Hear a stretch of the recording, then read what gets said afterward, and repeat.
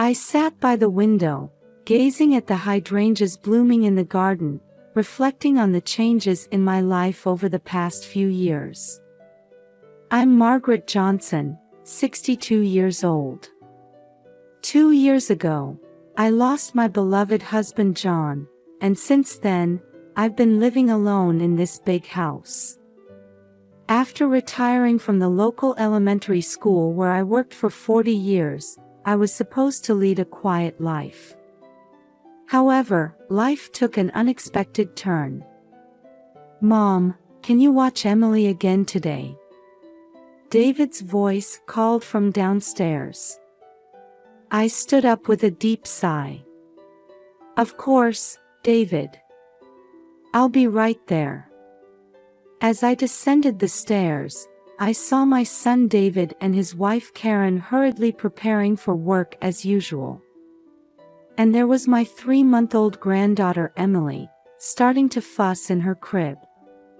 "Thanks, Mom," David said gratefully, but his eyes were already glued to his smartphone screen.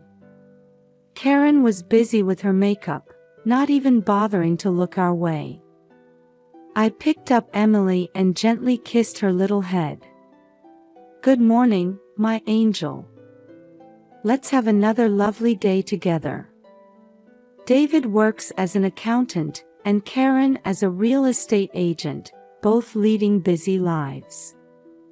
Since Emily was born, I could feel their demeanor deteriorating more and more, with the added burden of childcare on top of work stress. "Mom, we'll be late again tonight. Can you put Emily to bed?" Karen said while fixing her hair in the mirror. "Yes, of course," I answered, but inside, I felt a mix of emotions. While I'm happy to take care of my granddaughter, I can't shake the feeling that my own time is being taken away. After David and Karen left for work, I carried Emily to the kitchen. "Come on, let's make breakfast together, sweetie." As I prepared breakfast while talking to Emily, I suddenly remembered the Saturday farmers market. Every Saturday, I looked forward to taking Emily there. Not only did I buy fresh vegetables and fruits, but the interactions with people there soothed my heart. I especially enjoyed conversations with Sarah, a 21-year-old college student. She studies agriculture at the local university and enthusiastically talks about organic vegetables. Just last week, she taught me how to grow organic spinach. "You know, Emily, we'll see Sarah again on Saturday. She's really looking forward to seeing how you've grown." Emily moved her tiny hands as if she understood my words. I couldn't help but smile at her gesture. "That's right, I promised Sarah we'd meet again next week. I'm sure she's looking forward to it." Looking out the window while holding Emily, I saw Mrs. Wilson, our neighbor, tending to her garden. She's also an elderly woman living alone. I enjoyed having tea with her occasionally and talking about our grandchildren. However, recently, with the increasing friction with David and Karen, it had become difficult to have such peaceful moments. They seemed to think it was natural for me to take care of Emily, rarely considering my own time or feelings. "Oh, John. How I wish you were here," I whispered, gazing at a photo of my late husband. Emily made a small cooing sound. I came back to myself and gently hugged the baby. "I'm sorry, Emily. Grandma was feeling a bit lonely again." At that moment, I couldn't have imagined that I wouldn't be able to keep my promise to meet Sarah next Saturday. And that the reason for this would greatly change my life. That evening, when David and Karen returned home, I sensed a different atmosphere. They gathered in the kitchen, looking excited. "Mom, we have amazing news!" David exclaimed happily. I turned towards them, still holding Emily. "What happened?" Karen answered, "We're planning a trip to Hawaii." I widened my eyes in surprise. "Oh, that's wonderful. But what about Emily?" David said with a smile, "That's where we need your help, Mom. Could you take care of Emily for about 2 weeks?" I hesitated. 2 weeks? That's too long. I can't do it alone. Karen interjected, "But you can do it, Mom. You know Emily better than anyone." Those words made me feel conflicted. True, I know Emily better than anyone. But taking care of her alone for 2 weeks would be physically and mentally challenging. The next day, David and Karen went shopping at Costco. I stayed home with Emily, recalling their conversation. A few hours later, they returned with large shopping bags. "Mom, look. We bought sunscreen and beach sandals for the trip," Karen showed me excitedly. I smiled wryly and replied, "That's nice. But have you decided about Emily?" David looked a bit troubled and said, "Actually, we checked with the local YMCA and childcare centers, but they're all full. We couldn't find a babysitter either." I sighed deeply. That's why I said I couldn't do it alone. That night, while I was putting Emily to sleep, David and Karen were whispering about something. I was curious about their behavior, but I couldn't leave Emily's side until she fell asleep. The next morning, their attitude had clearly changed. They looked as if they had made a firm decision. "Mom, we need to talk," David said with a serious face. I answered, feeling uneasy, "What is it?" Karen began, "We've thought of a good solution." At that moment, David suddenly grabbed my arm. "I'm sorry, Mom. But this is the best way." Before I could say anything, they took me and Emily to the basement. Then, they uttered unbelievable words. "The noisy brat and old hag can stay here." I heard the door close and the sound of a key turning. I was too shocked to speak. "David!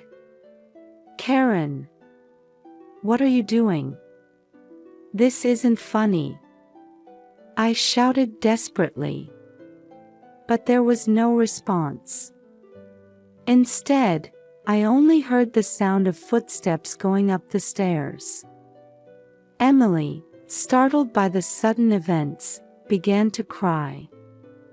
I tried to comfort her with shaking hands.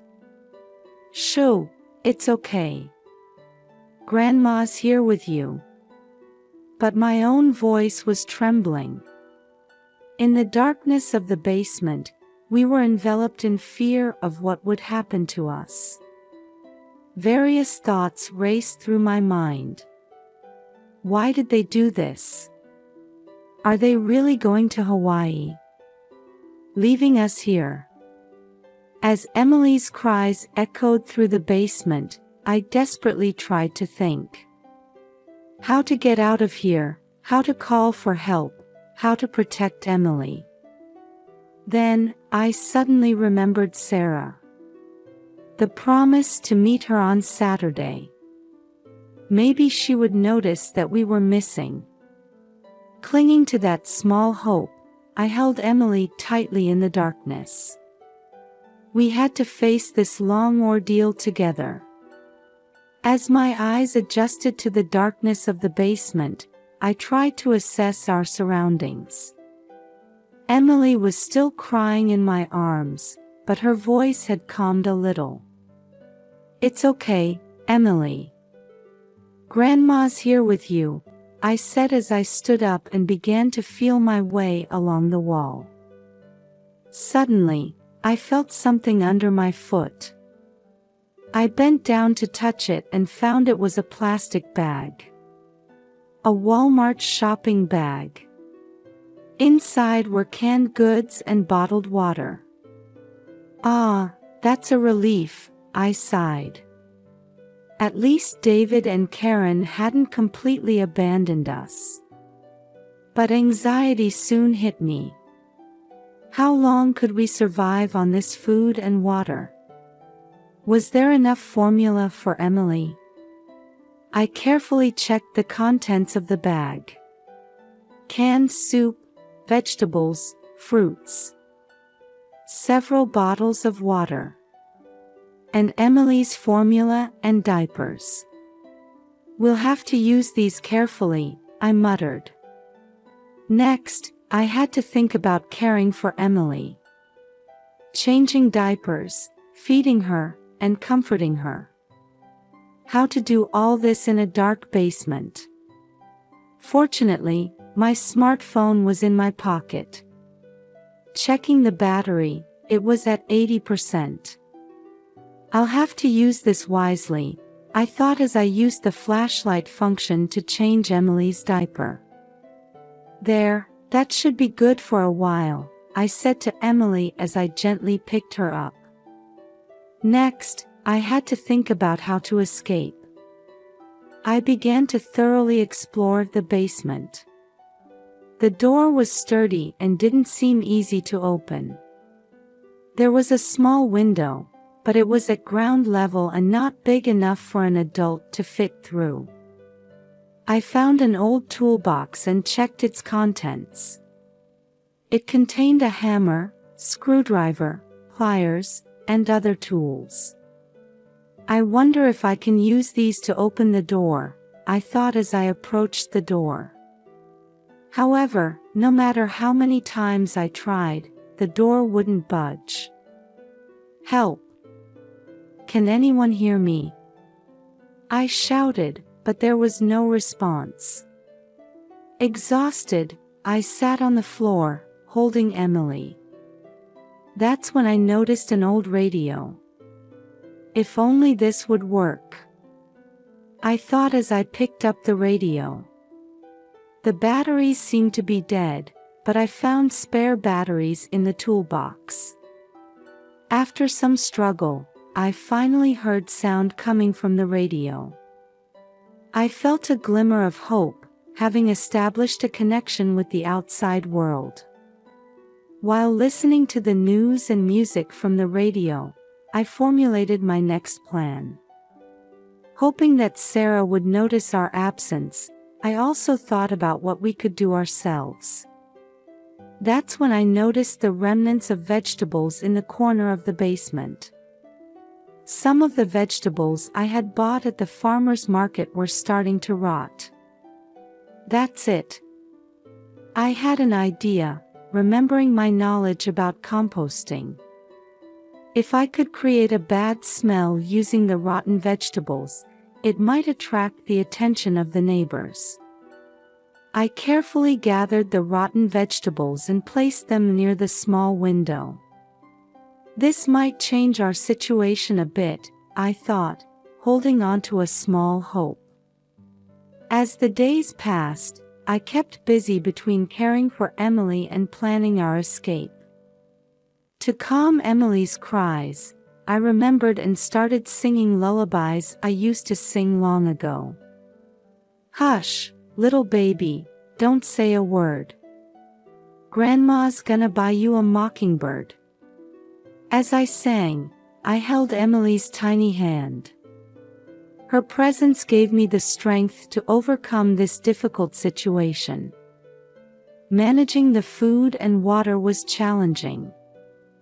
I minimized my own portions to ensure Emily had enough nutrition. I ate the canned goods little by little and rationed the water daily. Every day, I tried to pry open the door. I attempted to break the lock or remove the hinges using tools from the toolbox. But all attempts failed. I continued to call for help through the small window as loudly as I could. "Help! Can anyone hear us? We're in here." But there was no response. My voice seemed to be absorbed by the basement walls. The radio was our only comfort.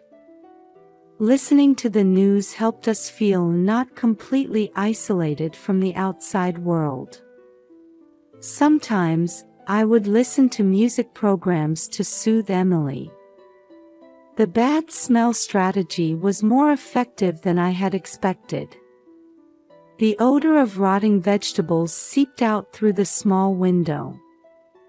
I prayed that someone would notice this unusual smell. As my sense of time became blurred, I spoke to Emily. "You know, Emily. Grandma will absolutely protect you. I'll find a way to get us out of here.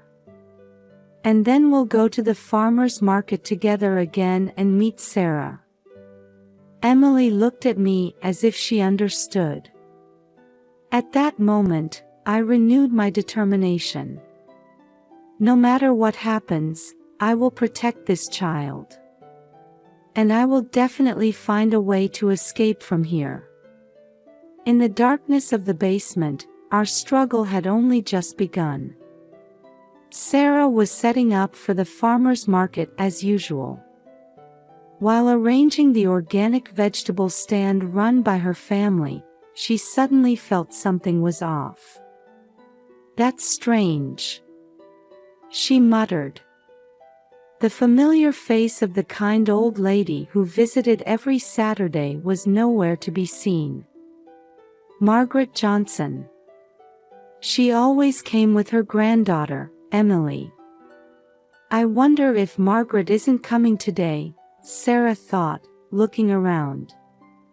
Sarah had become close to Margaret over the past few months. Margaret's warm smile and her joy in talking about Emily's growth had become a highlight of Sarah's Saturdays. She promised last week that we'd meet again this week. Worried, Sarah asked other regular customers. But no one had seen Margaret. "Maybe she's not feeling well," Sarah told herself, but she couldn't shake off an uneasy feeling. That evening, as Sarah was walking home, she passed by Margaret's house. Suddenly, she noticed a foul smell. Ugh! What a terrible odor! Holding her nose, she looked around. It wasn't garbage collection day. Yet, a strong stench was coming from Margaret's house. This is odd. Someone as meticulous as Margaret wouldn't let such a smell linger. Sarah stopped and stared at the house. The curtains were drawn, and she couldn't see inside. But she couldn't shake the feeling that something was wrong. Gathering her courage, she knocked on the front door. "Margaret? Emily? Is anyone home?" No answer. She knocked again, but still no response. Sarah's unease grew. Margaret's absence from the Saturday farmer's market, and now this strange situation. Could something bad have happened? She took out her smartphone and, hesitating slightly, dialed 911. 911, what's your emergency? The operator's voice came through. Sarah hesitated but then began to speak. "I'm worried about an elderly neighbor. I haven't seen her for a few days. And now there's a strong, foul smell coming from her house." "I understand. Can you give me more details?" Sarah explained about Margaret, her recent absence, and the strange smell coming from the house. "We'll send officers to check. Please wait there." After hanging up, Sarah felt relieved. Professional help was on the way. Reassuring herself, she waited for the police to arrive. 30 minutes later, a police car arrived without sirens. 2 officers got out of the car. "Good evening. Are you the one who called?" "Yes, that's me," Sarah replied. After getting more details from Sarah, the officers began to investigate around the house. They too noticed the foul smell and grimaced. "This definitely isn't normal," one officer said. They knocked on the door again and called out loudly. But still no response.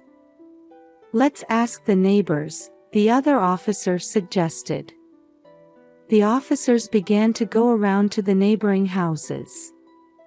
Sarah watched, waiting anxiously.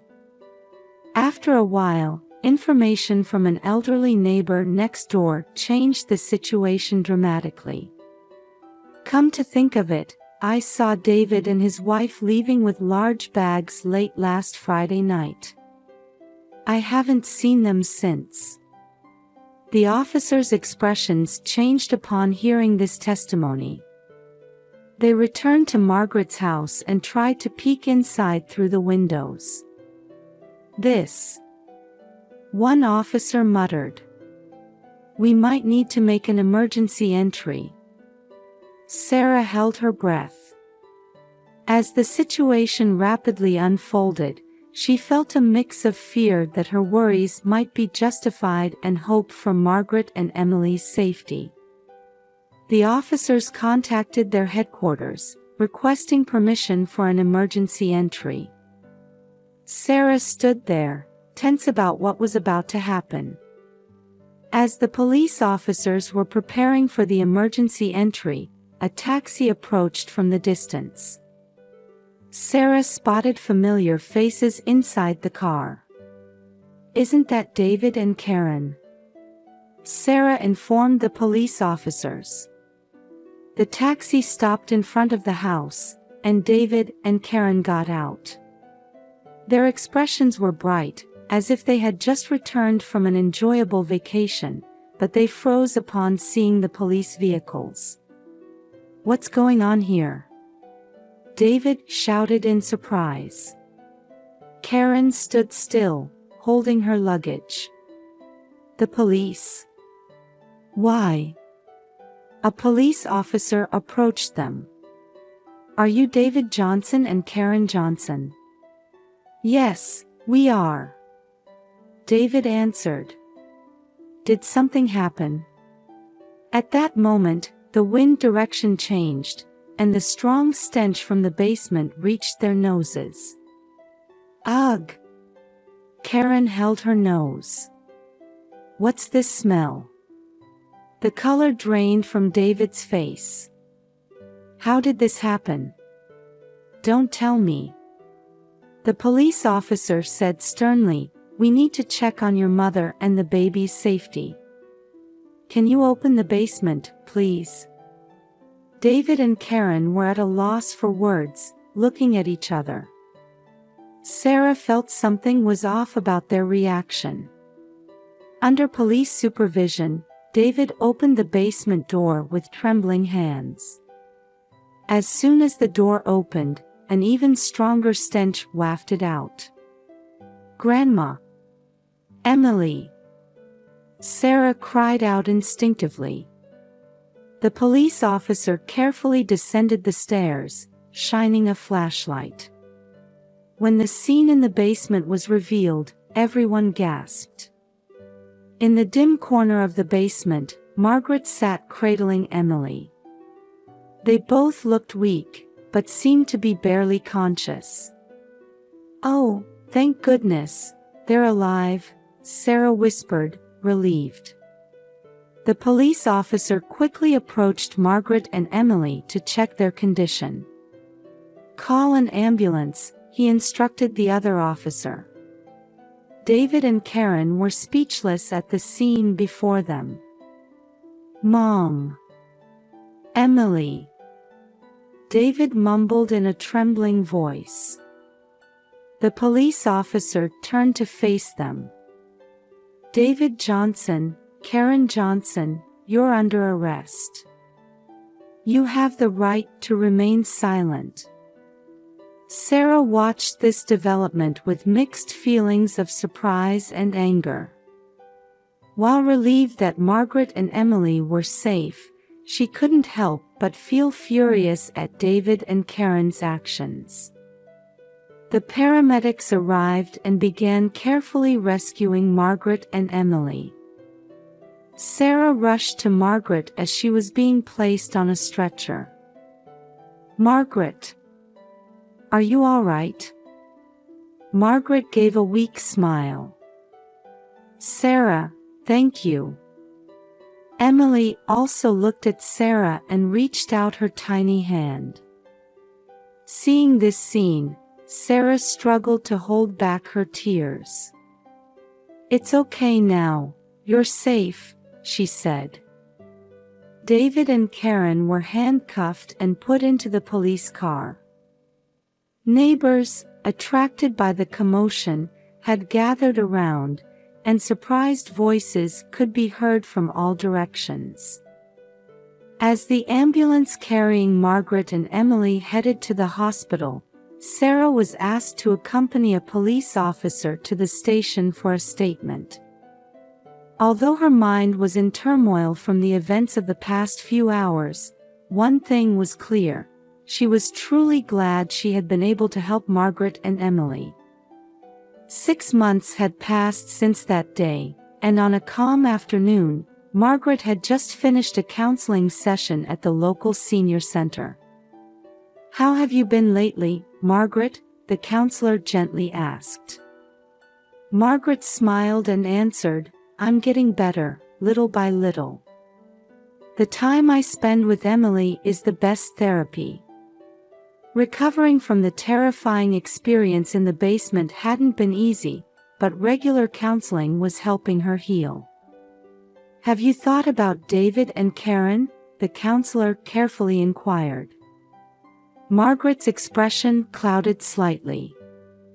"Yes, they're on probation now. I hear they're doing community service on weekends." As a result of the trial, David and Karen were sentenced to 3 years of probation and 200 hours of community service. They had shown deep remorse and had sent Margaret several letters of apology. "I went to see them for the first time last week," Margaret continued. "They both seemed truly regretful. I'm torn between the anger inside me and the desire to forgive." The counselor gently placed a hand on hers. "Those are natural feelings. Let's work through them together, taking as much time as you need." "How did the custody hearing for Emily go?" the counselor asked. Margaret's face brightened. "The family court granted me custody. Emily is officially under my care now." The trial had been tough, but Margaret's devoted love and testimonies from community members, including Sarah, had influenced the judge's decision. "That's wonderful news. Congratulations," the counselor sincerely congratulated her. After the counseling session, Margaret headed to another room in the senior center. There, a support group for abuse victims was being held. "Hello, everyone," Margaret said as she entered the room, and the participants warmly welcomed her. This support group had become a significant support for Margaret. By sharing her experiences and listening to other victims' stories, she could feel that she wasn't alone. After the meeting, Sarah was waiting outside. "Margaret, how did it go?" Margaret's face lit up at the sight of Sarah. "Sarah, thank you for coming. The two went for a walk in a nearby park. Emily was sleeping in her stroller. "Sarah, if it weren't for you, we might never have gotten out of that basement," Margaret expressed her gratitude. Sarah smiled shyly. "I only did what anyone would do. I think protecting those we care about is something everyone can do." Margaret was deeply moved by her words. "I'm truly grateful for your courage and kindness." Sitting on a park bench, they continued talking while watching Emily's sleeping face. "I heard you met with David and Karen," Sarah asked quietly. Margaret nodded slowly. "Yes. They both seemed to really regret what they did. They asked for my forgiveness." Sarah chose her words carefully. "Whether to forgive them or not is up to you, Margaret. There's no need to force yourself." "I know," Margaret took a deep breath. "But holding on to hatred is tiring too. I want to find a path to reconciliation, little by little." Emily woke up and started to cry softly. Margaret gently picked her up, and the baby calmed down immediately. "I want to create a better future for this child," Margaret said, softly stroking Emily's cheek.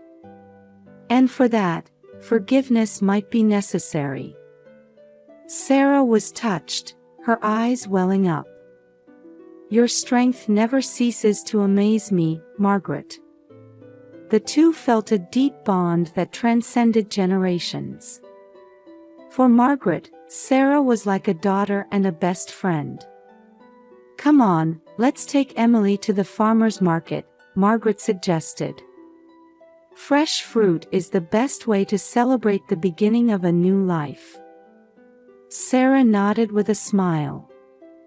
"That's a lovely idea. Let's go." The two of them, along with Emily, left the park in the gentle afternoon sunlight. The future of this small family, bound by new ties after overcoming hardship, was filled with hope.